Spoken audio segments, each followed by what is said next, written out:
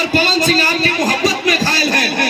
इतनी तड़पती धूप में वो ओजस्वी व्यक्तित्व आपके बीच में पधारने का, यहाँ के चौमुखी विकास के लिए, काराकाट लोकसभा की जिंदगी के लिए ये आपका ओजस्वी बेटा खेसारी लाल यादव आपके बीच पधार रहा है।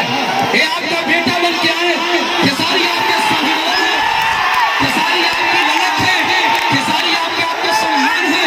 एक खेसारी लाल यादव है जिनकी मोहब्बत में इतनी गर्मी कभी आपने परास्त कर दिया है। इसलिए भोजपुरी के इतिहास में हीट मशीन भी है, हीट मशीन भी है, बूट मशीन भी है। इसलिए ये चमकता कुंडल भोजपुरी के उत्थान का है।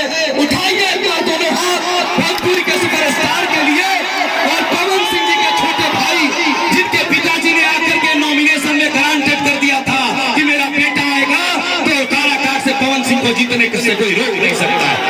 मैं सीधे सीधे माइक देता हूँ, थोड़ा मोहब्बत से आपको चूम लें खेसारी लाल यादव।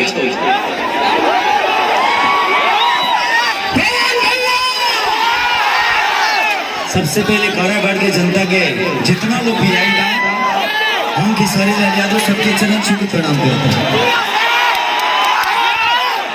जिंदगी में हमें के संघर्ष जो